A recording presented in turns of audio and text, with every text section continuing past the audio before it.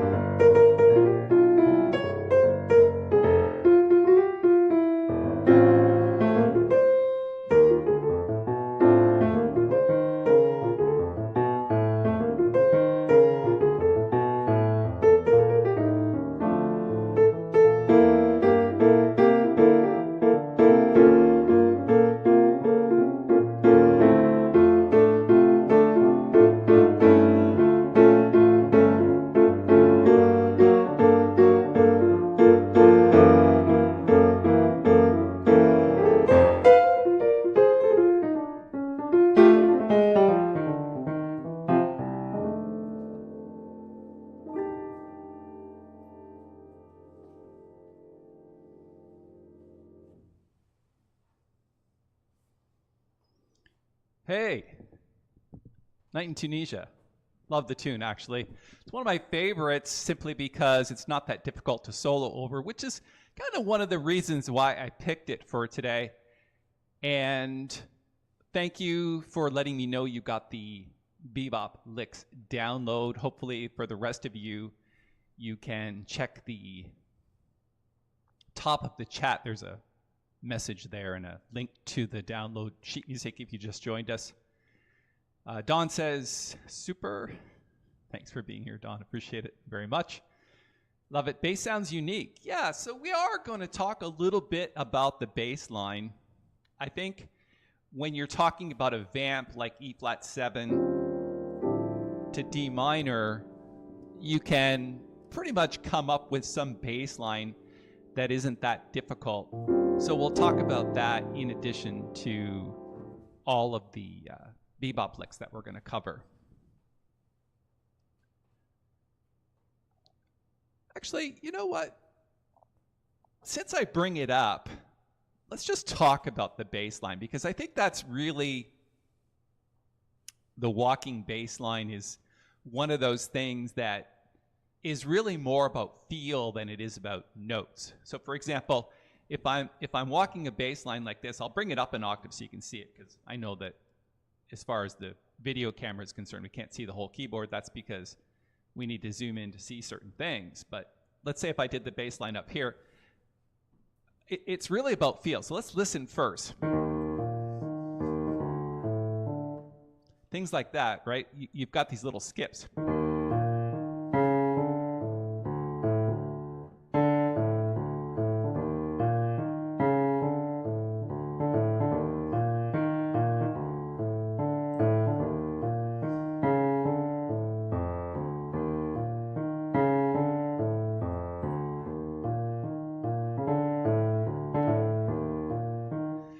It's just kind of rolling back and forth between the 1, 5, 1, and then 1, 5, 1 of D.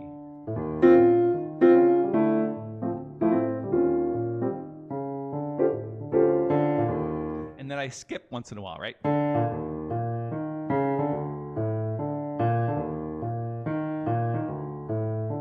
And that feel is probably the most important thing. It doesn't really matter so much. I mean, you could play tense if you wanted to.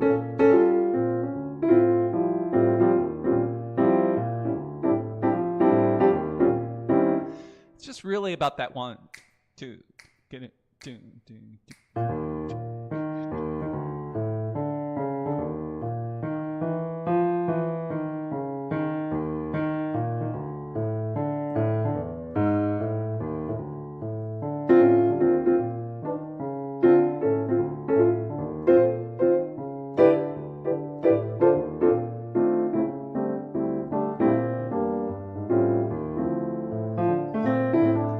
When you get into the tune, it's like a 2, 5, 1 of G minor.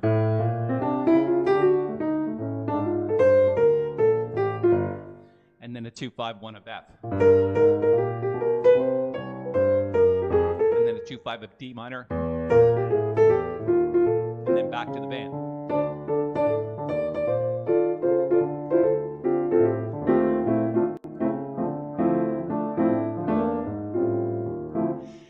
As you're soloing, you can't really be thinking about that left hand. So I think it's probably just a good idea to comp for yourself for a while.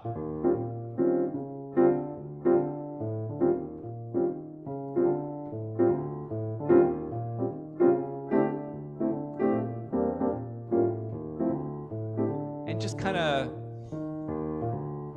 feel it.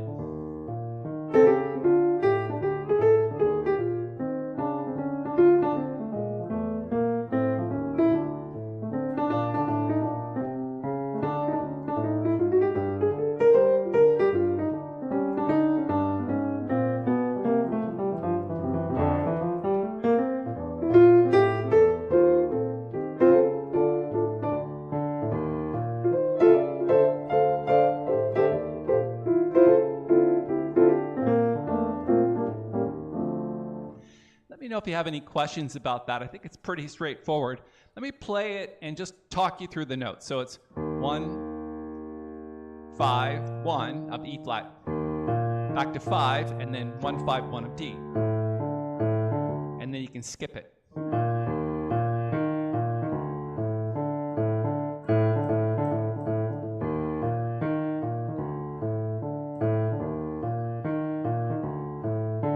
And then you can do a little more walking bass like this, approaching the next chord from a half step below.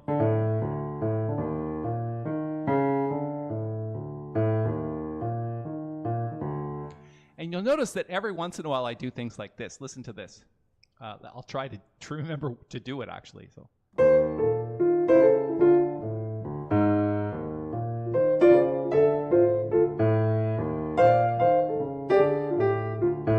One, two, three, and it's something that bass players do often to kind of throw that pedal down on the end of 3, just to kind of keep the swing going. So.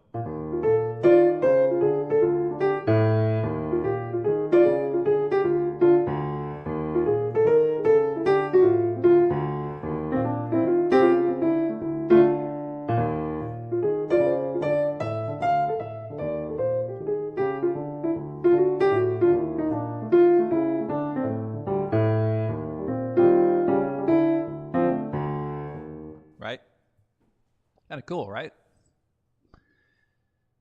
Let's throw up the sheet music. I think that's enough kind of talking about that bass line. So the sheet music that I'm going to show you is just some bebop lines that I worked out that I think can really help you. So let's just play the first one. So obviously, I mean, this is something that is a standard bebop line. You'll hear that a lot.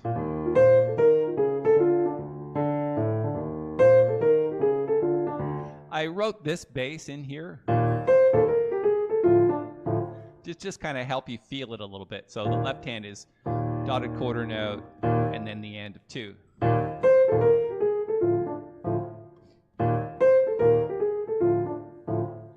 Let's analyze it. I'm going to write on the screen a little bit just to kind of show you where that line comes from. So you're probably wondering, oh, hey, Paul, that's really nice. Why are you writing out a bunch of bebop lines? And the answer is it's language that you need to learn and understand. So this first part of the language right here is really descending thirds, so broken thirds. So if we do this, listen to this.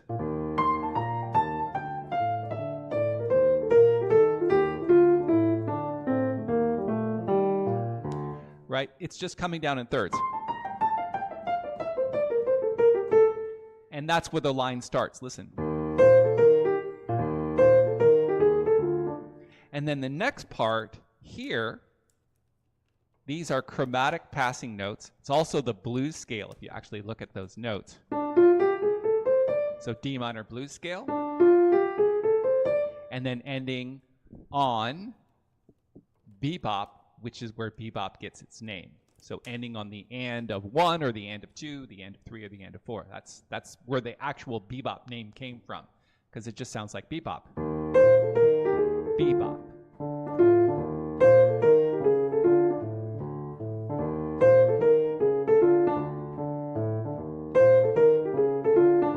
So it's a good idea as a practice technique to just repeat that line over and over again. You can play it like this with the left hand.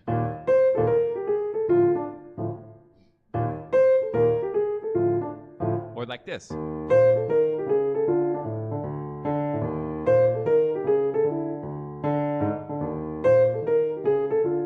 Okay? So trying to get the fingers to fall on that D minor chord. And the reason why it works over E flat is because if you think about the 2 chords, it's really E flat. Let's write it in. It's like an E flat 7 sharp 11 chord, which is that note right there. So think of it like F over E flat. F major over E flat 7. And that's why D minor scale just kind of works over E flat as well, because most of it is like F.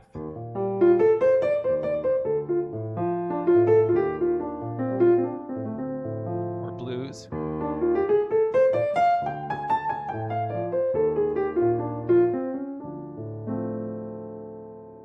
All right, let's move on to the next bebop lick. Remember, your questions are always welcome. So if you have some ideas that you want to discuss with me, that's great. This starts here, which is a half step below this target note. So think about bebop like a bunch of target notes, which typically tend to be chord tones.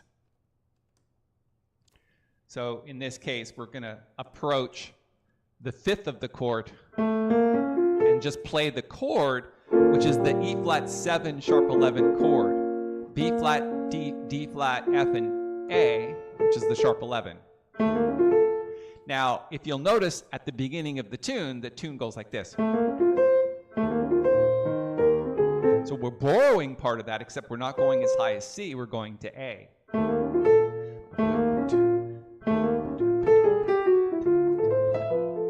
Okay, one more time. So the rest of it, which is this, is another chromatic passing notes. And then this is an enclosure heading to the target note, which is the third of D minor. Let's fix that up a little bit so you can see the actual note. So any enclosure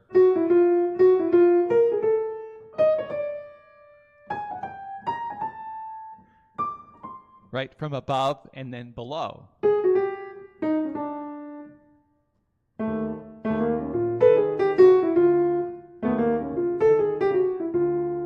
Now, if you extended the enclosure and back to these notes, it's like a 4-note enclosure. So 3 notes above, 1 note below.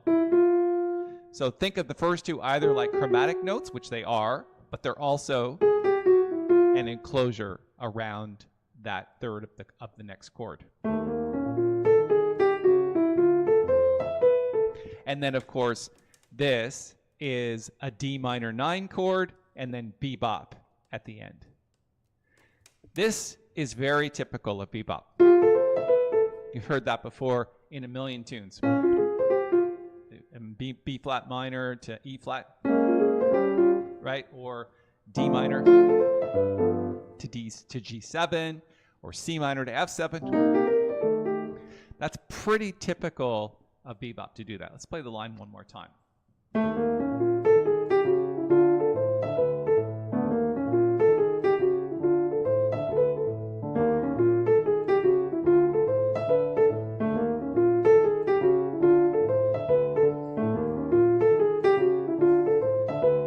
So if you put that in conjunction with the solo, we'll throw it in.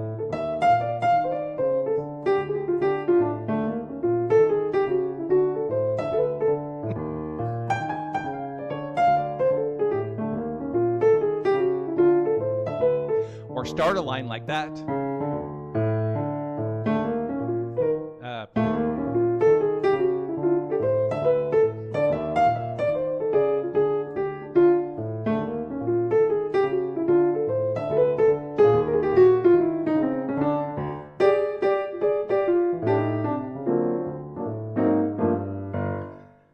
Nice. Let's erase all of this and see how our questions are coming. It says from Emoti, it says, you mix a triplet at the end of a phrase while you were soloing, but it was between beats, like on the end of 3 or 4. Yeah, I mean, I throw those triplets in pretty much anywhere. One way to practice that is just to kind of take a scale, like a D minor scale, and do something like this. By the way, this is called a turn in bebop. You'll hear it in Donna Lee, where Donna Lee goes like this.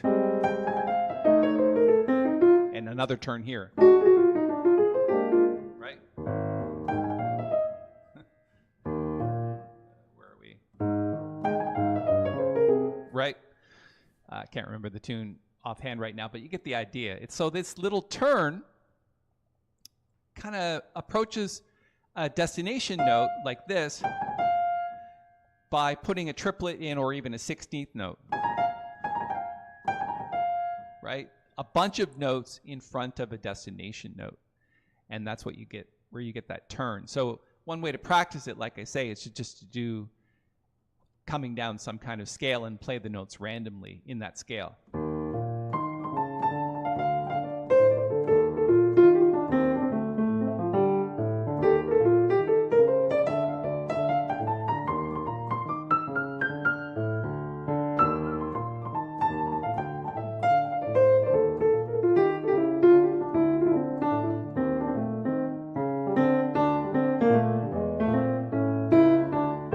Now, what you don't want to do is use that too much, because it ends up sounding like what I just played. But that was more just a practice idea, just to kind of learn how to throw those turns in on the beat, off the beat, or pretty much anywhere you like. Thanks for the question or comment, Amodi. Appreciate it. The right plays D minor blues scale over both chords, question mark, says Paul. Blood drummer. Okay. Well, Paul Blood Drummer, this is correct. So you can play the D minor blues scale over both. So let's play the blues scale, just D minor, and then we'll use the same notes to just create some kind of solo. We won't play anything other than the blues scale. So listen to this.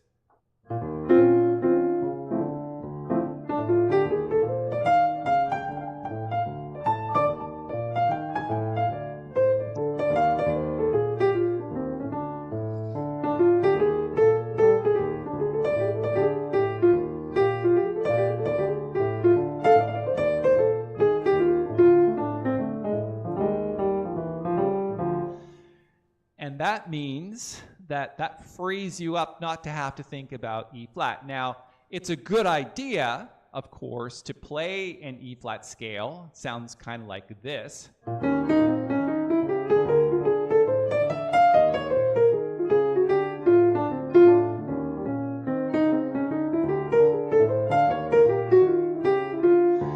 So a combination of the two makes your playing sound a little bit more interesting. Now, one thing I should point out, which I did allude to a little bit earlier, that if you're playing an E flat 7 sharp 11 chord, that's an F major chord over E flat 7. Okay, here's the 7th of E flat, the 3rd of E flat, and the root, and then just play an F triad over top. If you look at these notes, these are all part of the D minor blues scale. There's all the notes of the D minor blues scale, of which that's part of it. It's also part of D minor, it's also part of F major, and that's why it works. If you look at the melody for Night in Tunisia, it's using this F chord over E flat.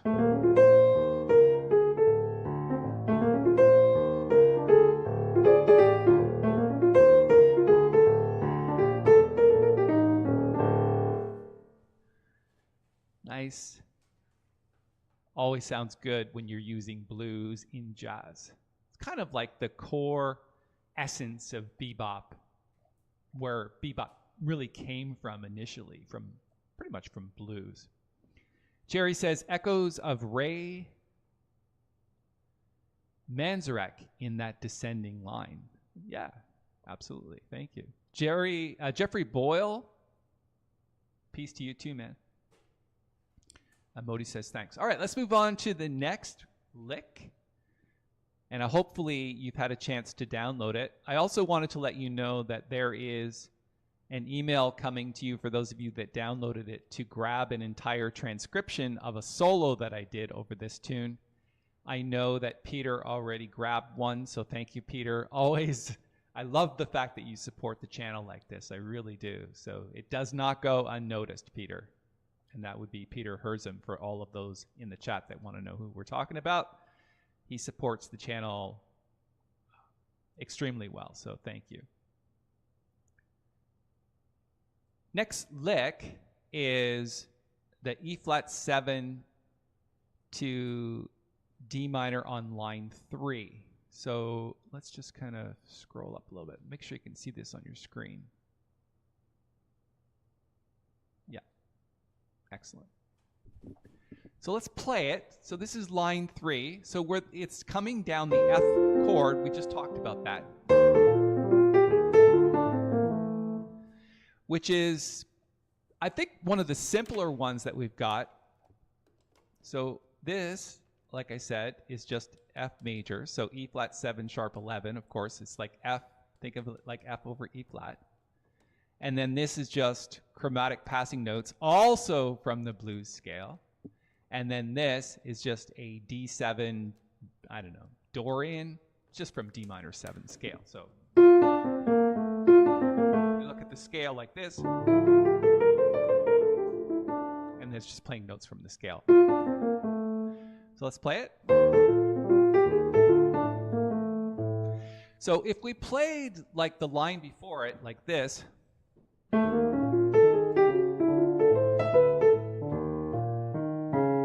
then this line, you could play them back to back too.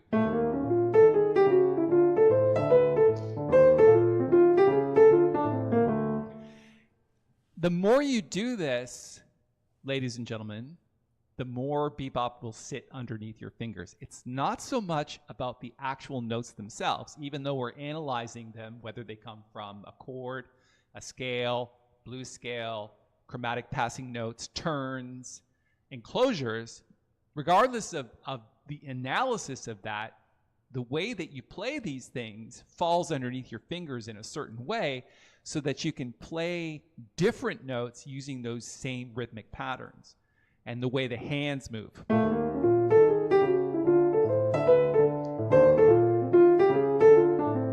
So play it differently, like this.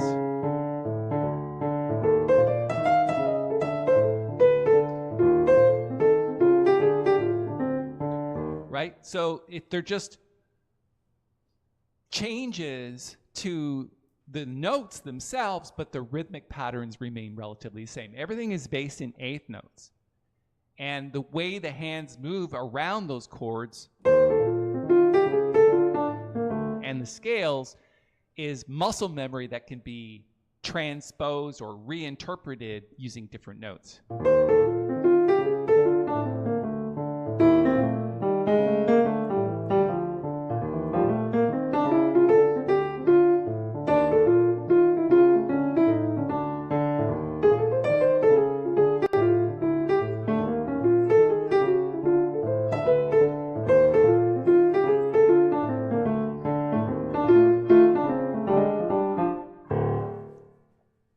Kind of fun, right? And it's really good, actually, to just play these types of vamps because it frees you up not to have to think about a bunch of chord changes. Because, of course, as soon as you get into the bridge, you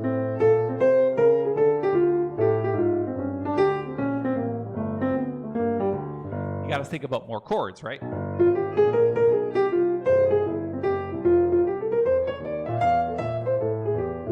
It's almost like a breath of fresh air just to play the vamp.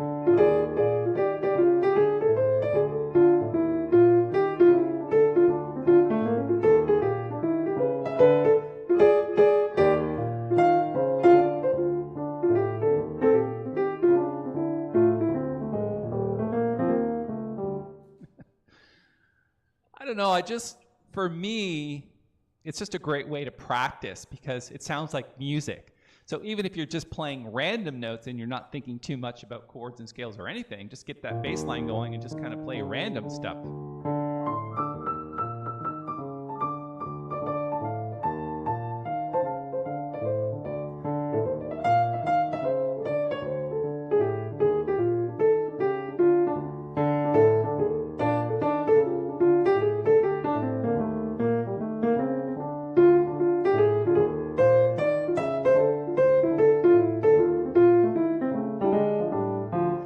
It's just a lovely way to practice because you get really excited about just that left-hand bass line keeping its thing going and not having to think too much about anything really except feel, which is really something that we try to talk a lot about here at Jazz Mental. I think feel is missing from a lot of players, and this is really what we're trying to tackle.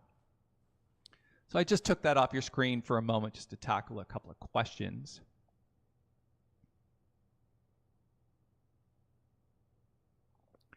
So Paul says, could D minor so what work over both chords? Yeah, of course. Would the D natural clash with the E flat? No. doesn't clash at all. If you think about it like this. The B natural is the one that could clash a little bit, so you might want to change that one.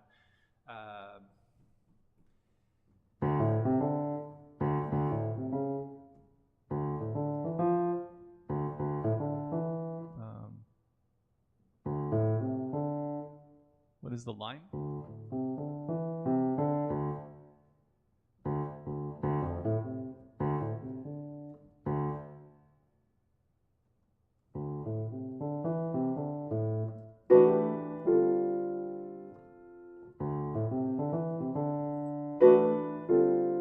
So if you played, yeah, the B natural is going to be the hardest one because it really is harsh.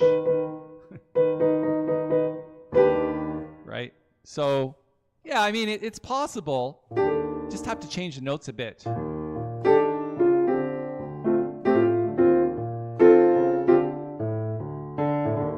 But the rhythm, sure. Yeah, good idea.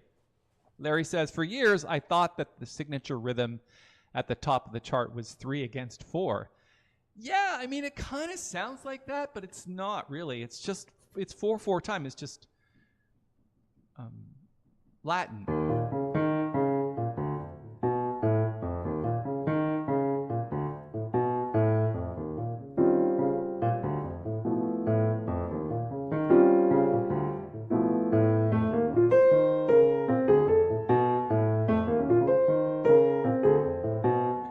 It's a nice feel, actually. You'll notice that when I came out of the solo section, I kept the swing going, and I played this over swing.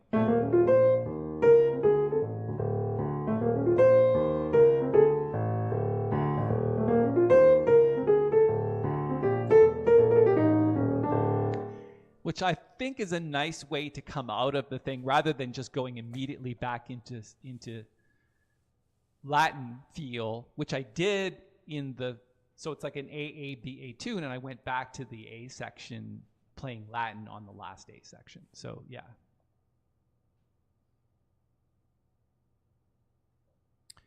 Jeffrey says, nice bass line. Paul again, should it be a B natural in the third system? Are you talking about on the sheet music that we're doing, that we're working on?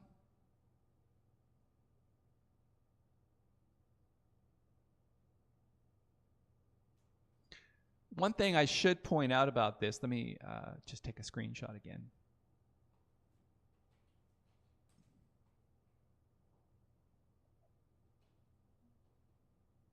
If you look at the, well, right now it's the second staff on your page, so it's the third in the actual chart. I just moved the chart down a little bit. He says it may be a B natural. So instead of the B flat, because of course the key signature is 1 flat. It's not reflected on the beginning of the staff, but it is at the top. So we know that it's in the key of F.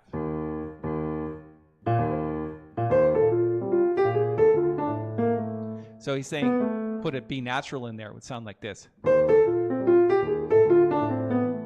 So it sounds a little bit wrong because it's outside of the key.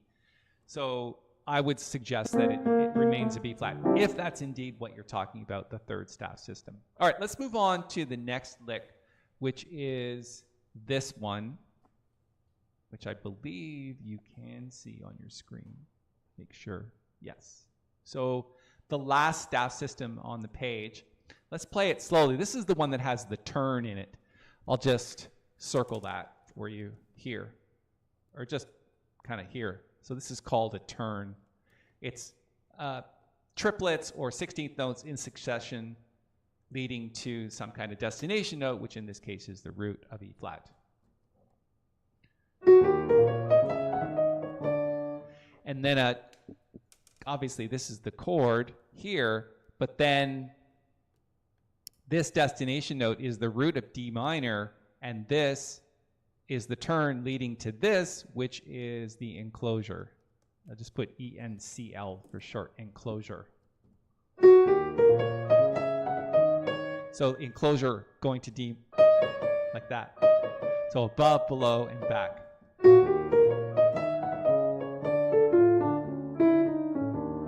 And then there's another enclosure after this chord. Obviously, this is D minor. This is a 3-note enclosure, or sorry, 4-note enclosure. Let's erase that. So this is a 4-note enclosure leading to this chord tone here, which is the 13th of E flat 7. But it's also the root of D minor. So think about it like this. So these two notes, like I said, it's like F minor over E flat. So, F major over E flat. So that's very like that enclosure, that's very bebop. Let's play the whole line. Let's play it with the line before it too.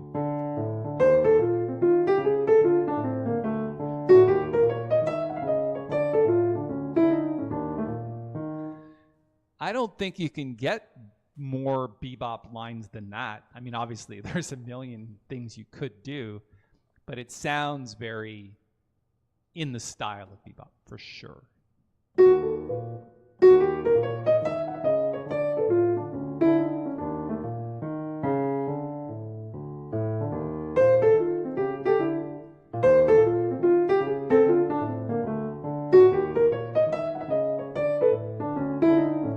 Let's do the one before it, too.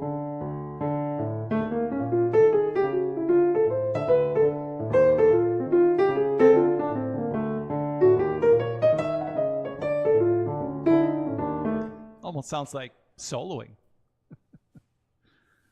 Cool. Close that one down. We got one more to go.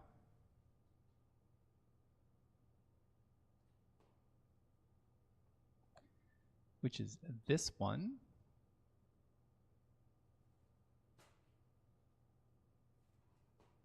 And we're going to do just a quick analysis of this. So it starts off by doing a chromatic, just a bunch of chromatic passing notes. Whoops. The keyboard's a little jumpy today. So chromatic passing notes starting on the 5th of E flat. So this is where F sharp to G to A flat to G. That's an enclosure. So chromatics, and then enclosure, chord,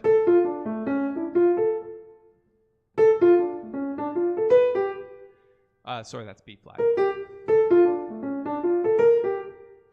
So sometimes when you're doing patterns like this, you want to stay away from just always going down. So we're going up like this, right? Just shift it around a little bit.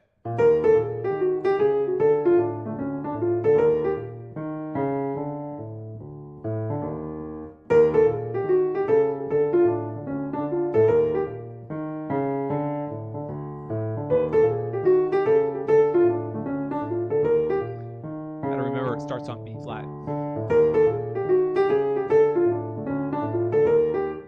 That's a cool line too.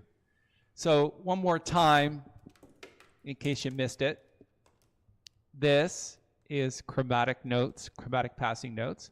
This is a 4-note enclosure leading to the 5th of D minor. This is a D minor chord. This is a D minor chord, but it's got this chromatic passing note, which is very typical of the language, to go from a half step below to the chord time. If you look at the tune itself, this is a same thing, right? Same idea, right? Half step below the chord tone.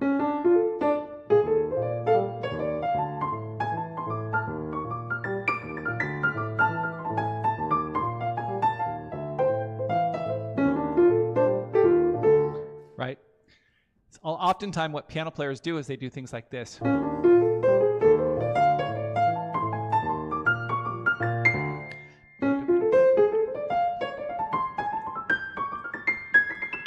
Things like that, right? That chromatic passing note before the chord starts, so a half step below the chord, or a semitone, as some people would put it. All right, let's check back in with the group and see what we're doing.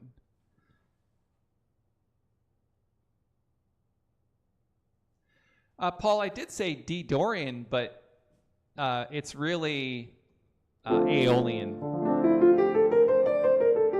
I should be more careful about the things that I say. I'm not actually a great modes person. I don't, when I'm playing, I don't think of Mixolydian, Lydian, Aeolian, Phrygian. That stuff kind of eludes me. So when I said D Dorian, I was kind of like, oh, I think it's D Dorian, but it's not. It's actually Aeolian because it's the sixth of F major chord, right? So if you start an F major scale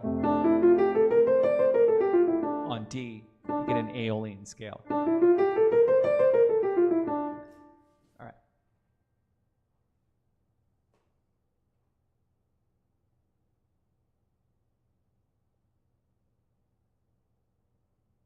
So Alan says, it seems that for a bebop or scale-based improv on the E-flat 7, the E-flat note doesn't sound very good. Is it perhaps better to think of it as A7? Actually, that is true. I don't think of it like that, but it's definitely better than thinking E-flat 7. Because the E-flat does sound good. It just depends on how you play it or how you use it. So let's use E-flat over that scale and think of it more like, I'm going to use E-flat, but I'm going to pass through it, right? So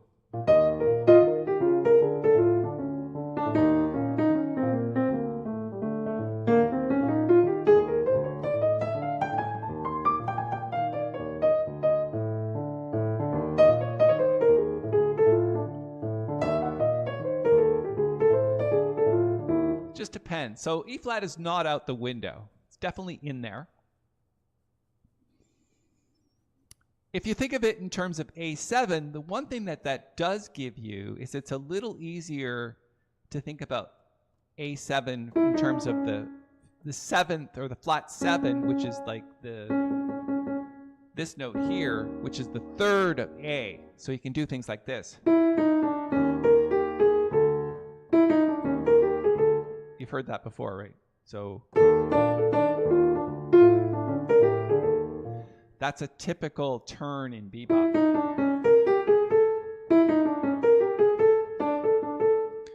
Or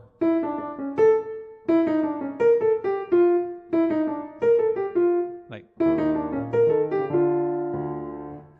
so yeah, I mean, A7, I think E-flat 7 and A7 for me are somewhat interchangeable, especially in this context. And thinking of them differently, which they are, is a good way to change up your playing.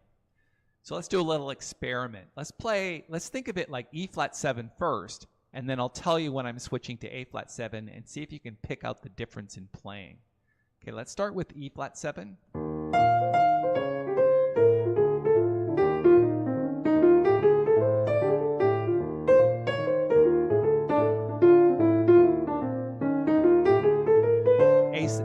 A7.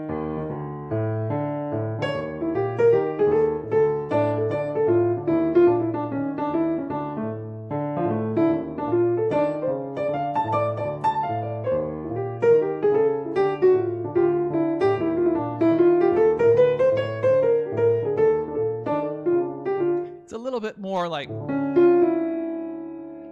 James Bondy type of thing.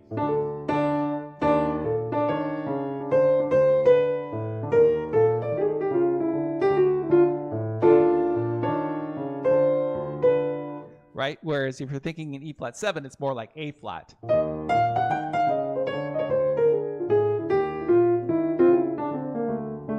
Right? So there's subtle differences between the two and a different sound as you think about each one differently. Thanks for pointing that out. Modi says, modes? Nah, I'll pass on that too. It's very difficult to think about modes. I think modes were developed by clinicians to talk about in school because they have to name everything. Everything had to have a name. For me, everything has to have a feel and a sound versus a name. Alan says, and it really is an E flat 7 Lydian, right? Oh, well, that depends on what scale you're playing. The thing is, E flat 7 does not exist in an F scale. So an F scale doesn't have an E flat in it.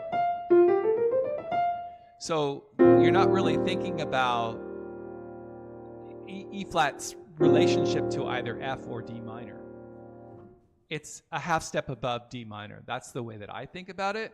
And is it Lydian? So Lydian would mean that it's really this scale.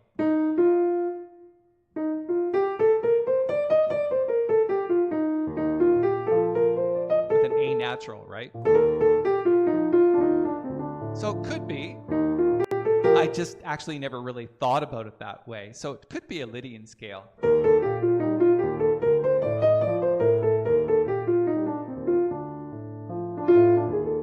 I think differently than that, but yeah, definitely works.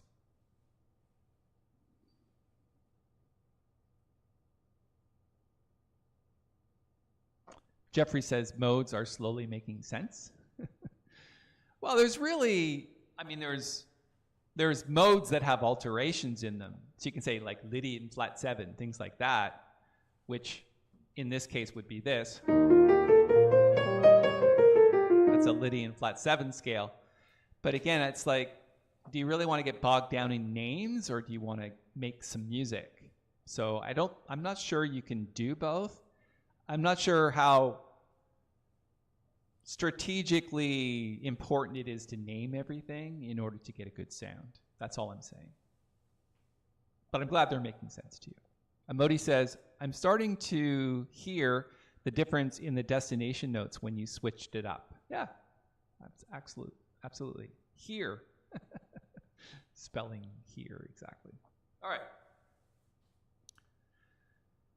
It's been fun, actually, taking your questions on these things. I did want to briefly get into the bridge section, which kind of goes from A half diminished 7th to D7 flat 9 to G minor. So one more time. A half diminished 7th to G minor, and then a 2/5 of F, except we're going to do a G half diminished 7th instead of just G major, instead of just G minor 7, we're going to use G half diminished 7th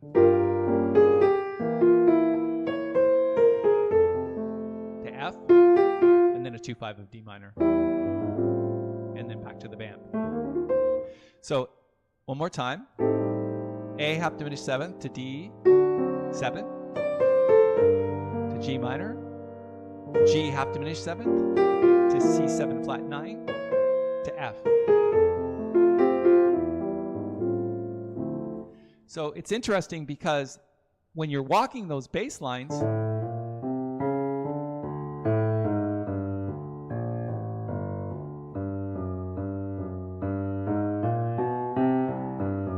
so think about walking up the scale from A to D7 and then walking back down to G. Same thing for G half diminished 7th.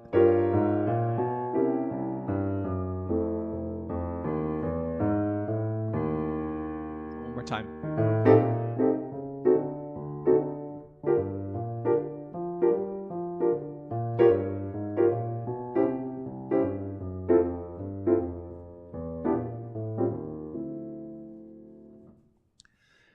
And I think that's the simplest way to think about that if you're going to solo.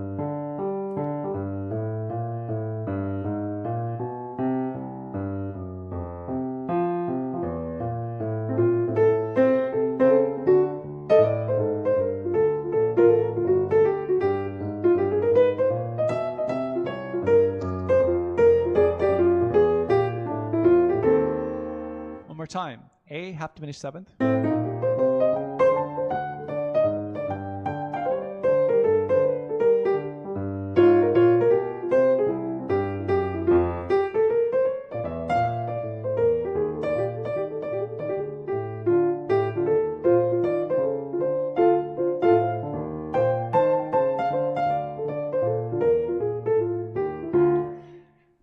How many of you can hear when I do things like that, and I'm just throwing it out there, how many of you can hear that there's no sort of like, my brain doesn't think about these things, it just kind of flows.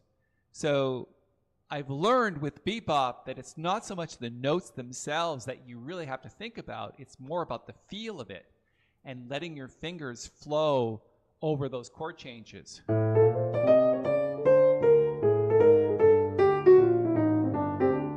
Like, I mean, I was just playing some random chromatics. I can play the same sort of descending line without using chromatics. Sorry.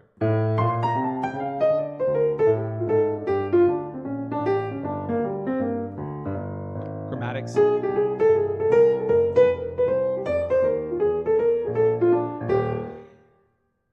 In the solo that I sent you a link for Night in Tunisia, there's 2 full choruses of written out solo. Thanks to, once again, our transcriber in Poland for doing that, PJ. We're going to call him PJ for short because I find it ever increasingly difficult to pronounce his Polish name, which I tried last week and failed miserably. His transcriptions are very accurate. He actually puts accents in there. He's got the walking bass line. I mean, everything is transcribed as I played it. And there's 2 full choruses in there. So if you listen to that, there's a recording to go along with it. But if you learn it and play it, you're going to probably end up with that kind of feel. And I think it's important to get that feel going because otherwise you'll struggle just to kind of think of notes to play versus feel. So for me, it's like an effortless exercise just to kind of randomly pick out notes, but the feel is always there.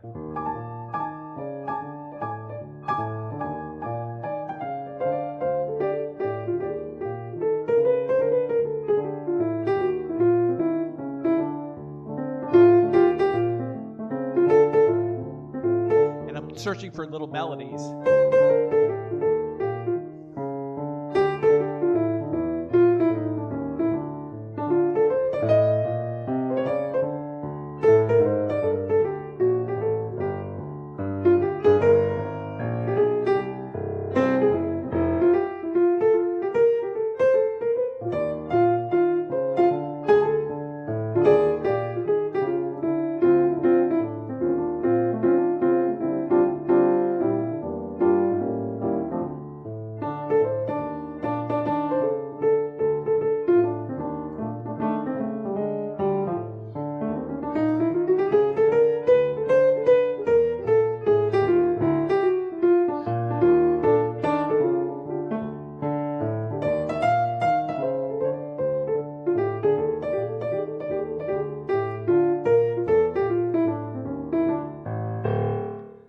Peter says, would there be anything you want us to specifically notice in your solo? There's one thing in particular. For some reason, when I was playing that solo, I quoted another song, and that's something we haven't really discussed here in our Saturday sessions. And that means that what you're going to do somewhere in your solo is you're going to quote another song. In this particular case, I quoted what's called, I think, Straight No Chaser. So I did this, and this isn't exactly what I did in the solo, but for those of you that are going to purchase it and find out, or even just listen to it, because on the landing page, let me actually give you the link in case you don't get the email.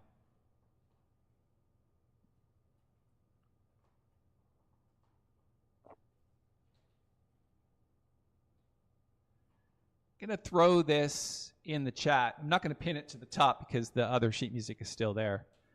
So there's, I gave you a coupon code too, but on that landing page, there's a video of and a recording of me actually playing it. So in that song, at least if you're not going to purchase it and grab the 40% off, that's fine. But at least listen to it so you can hear the quote, because I think it's important.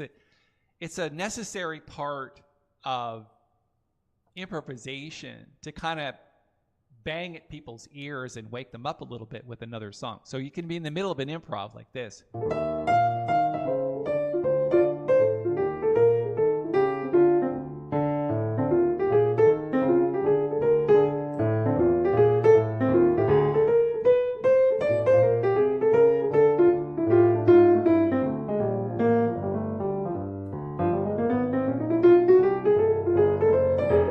Let's quote another song.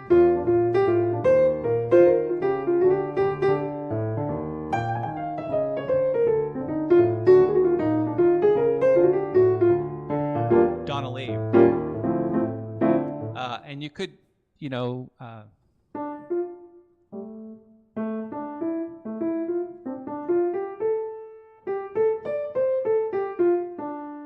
you could quote Danny Boy.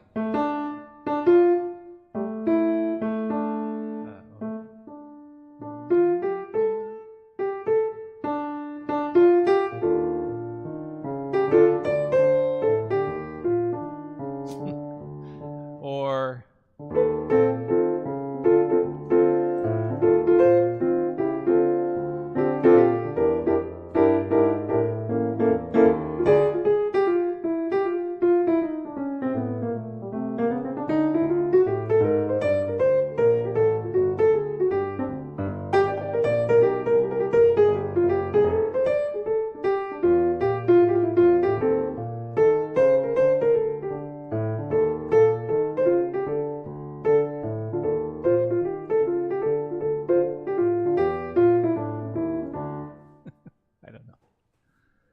that's what I want you to listen for, Peter, is listening for those little quotes, because it kind of turns the ear on its head. And again, I just did straight notation, right?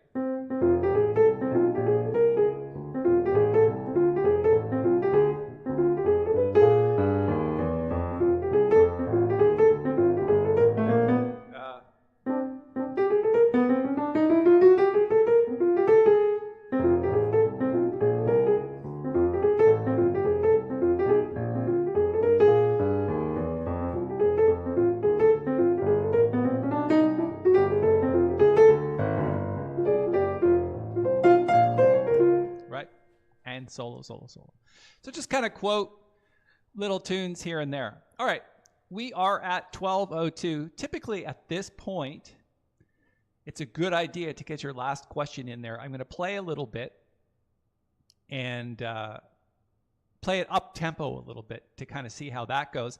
It's definitely different. Like if you play at this tempo,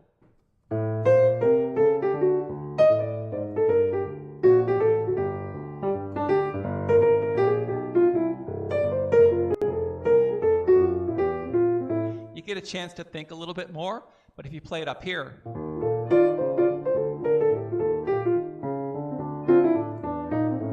you don't really get the chance to think much, so it sounds a little bit different. So I'm going to play a little bit like that tempo and see how that goes. A couple of last minute questions. Actually, Fritz took his question back. I read it briefly and then I missed it. So let's do a little bit of playing at that tempo and see how it goes.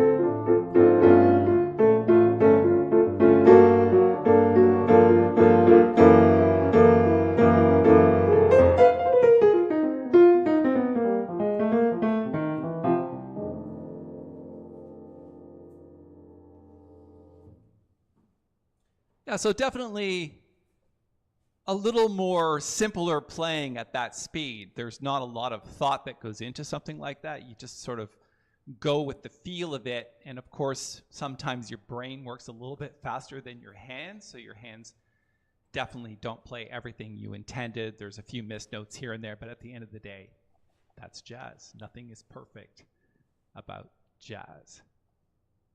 Fritz says, can you play some left-hand comping along the tune? Sure. Let's do a little bit of left-hand comping and a little bit of soloing, and let's see how that goes.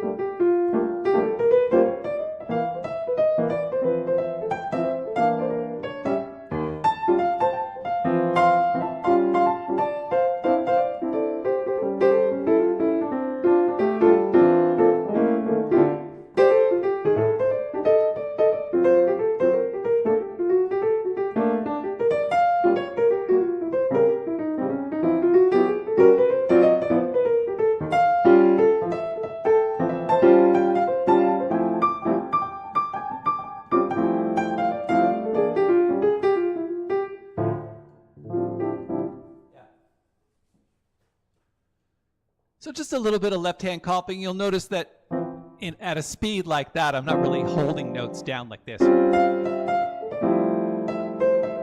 just kind of pecking at them at the end of 4 and the end of 2, like this.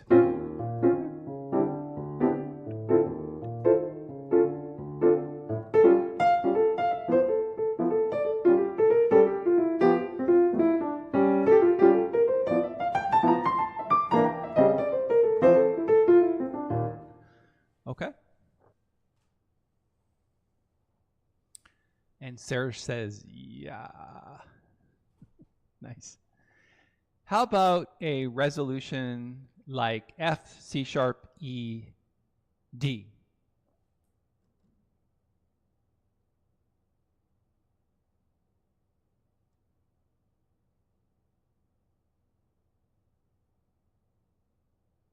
I'm not sure what you mean. Resolution. So I'm thinking F sharp, F, C sharp, E, and D. Yeah, it's an enclosure. Is that what you mean? So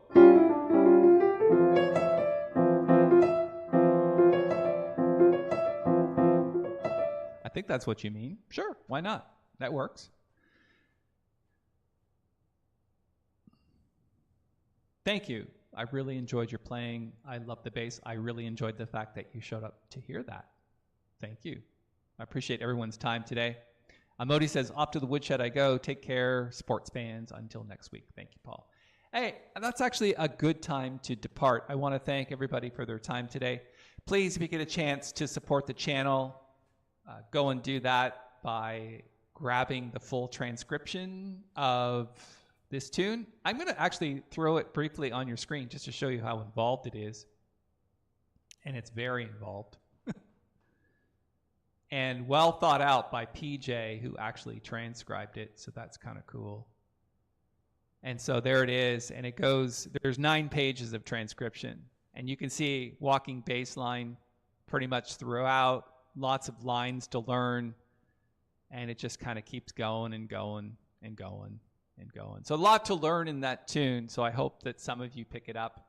And every dollar spent, even with your 40% coupon code, every dollar that you spend goes to supporting the channel and helping us do what we do to help jazz pianists around the world. My name is Paul Tobey. Thank you so much for showing up today. It's been a pleasure. And until next week, same time, same place, I'm signing off here on the Jazz Mental channel.